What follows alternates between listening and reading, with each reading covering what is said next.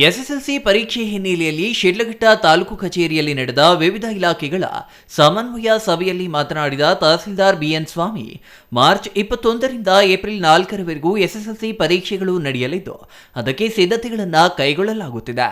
ವಿದ್ಯಾರ್ಥಿಗಳು ಆತಂಕಕ್ಕೆ ಒಳಗಾಗದೆ ಸಮಚಿತ್ತದಿಂದ ಪರೀಕ್ಷೆ ಬರೆಯಿರಿ ಎಂದು ಸಲಹೆ ನೀಡಿದರು. ಪೋಷಕರು ಮಕ್ಕಳ ಮೇಲೆ ವಿನಾಕಾರಣ ಹೆಚ್ಚು ಅಂಕ ಗಳಿಸುವಂತೆ ಒತ್ತಡ ಹಾಕದಿರುವಂತೆ ಮನವಿ ಮಾಡಿ ಪರೀಕ್ಷೆಗೆ ಶಾಂತಚಿತ್ತವಾಗಿ ಸಿದ್ಧವಾಗುವ ವಾತಾವರಣ ಮನೆಯಲ್ಲಿ ನಿರ್ಮಿಸಿ ಎಂದು ಕೋರಿದ್ರು.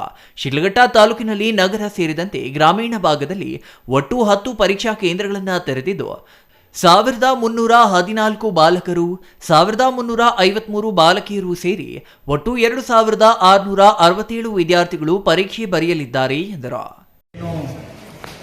ಎಸ್ಎಸ್ಎಲ್ಸಿ ಎಕ್ಸಾಮು ಈ ಮಂತಿನ 21ನೇ ತಾರೀಕಿಂದ ಮುಂದಿನ ತಿಂಗಳು 4ನೇ ತಾರೀಕುವರೆಗೂ ನಡೆಯಲಿದೆ. ಅದಕ್ಕೆ ಪೂರ್ವಭಾವಿಯಾಗಿ ಎಲ್ಲ ಇಲಾಖೆಗಳ ಸಮನ್ವಯ ಸಭೆಯನ್ನು ಇವತ್ತು ಆಯೋಜನೆ ಮಾಡಿದ್ದೀವಿ.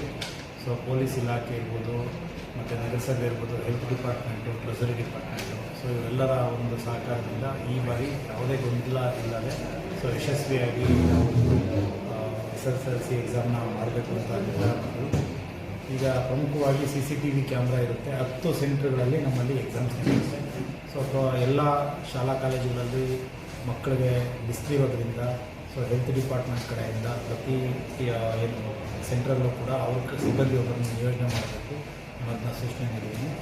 ಹಾಗೆ ಪೊಲೀಸ್ ಸಿಬ್ಬಂದಿ ಕೂಡ ಎಲ್ಲೂ ಗೊಂದಲ ಆಗದೆ, ಗಲಾಟೆ ಆಗದೆ ಅವ್ರದ್ದು ಕೂಡ ಒಂದು ನಿಯೋಜನೆ ಮಾಡಲಿಕ್ಕೆ ಪೊಲೀಸರನ್ನು ಗಮನಿಸಬೇಕು ಅಂತ ತಿಳಿಸಿದ್ದೀವಿ. ಮತ್ತು ಪ್ರಮುಖವಾಗಿ ಬೆಸ್ಕಾಮ್ ಅವರು CCTV ಕ್ಯಾಮ್ರಾ ಇರೋದ್ರಿಂದ ಎಲ್ಲೂ ನಿರಂತರ ವಿದ್ಯುತ್ ಇರಬೇಕು ಎಕ್ಸಾಮ್ ಅವಧಿಯಲ್ಲಿ ಅಂತ ಹೇಳಿ ಸೂಚನೆ ನೀಡಿದ್ದೀವಿ. ಮತ್ತು ಪ್ರಮುಖವಾಗಿ ಮಕ್ಕಳು ಈಗ ಯಾರೂ ಕೂಡ ಆತಂಕಕ್ಕೆ ಒಳಗಾಗಬಾರ್ದು, ಪರೀಕ್ಷೆನ ಧೈರ್ಯವಾಗಿ ಎದುರಿಸಬೇಕು.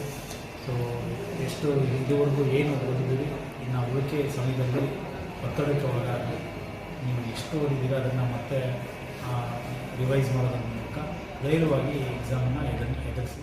10 ಪರೀಕ್ಷಾ ಕೇಂದ್ರಗಳಲ್ಲಿ 110 ಕೊಠಡಿಗಳಲ್ಲಿ ಪರೀಕ್ಷೆ ನಡೆಯಲಿದ್ದು ಪ್ರತಿ ಪರೀಕ್ಷಾ ಕೊಠಡಿಗೆ ಒಬ್ಬರಂತೆ 110 ಪರೀಕ್ಷಾ ಕೊಠಡಿ ಮೇಲ್ವಿಚಾರಕರನ್ನ ಪ್ರತಿ ಪರೀಕ್ಷಾ ಕೇಂದ್ರದಲ್ಲೂ ಮೊಬೈಲ್ ಬಳಕೆ ನಿಷೇಧಿಸಿದ್ದು ಮೇಲ್ವಿಚಾರಕರದ್ದು ಸೇರಿ ಎಲ್ಲರ ಮೊಬೈಲ್ಗಳನ್ನು ಸಂಗ್ರಹಿಸುವ ಮೊಬೈಲ್ ಸ್ವಾಧೀನ ಅಧಿಕಾರಿ 10 ಮಂದಿ ಸೇರಿ ಕಸ್ಟೋಡಿಯನ್, ಸ್ಥಾನಿಕ ಜಾಗೃತ ದಳ, ವಿಚಕ್ಷಣ ದಳ ಸಿಬ್ಬಂದಿಯನ್ನ ಈಗಾಗಲೇ ನೇಮಿಸಲಾಗಿದೆ ಎಂದರು.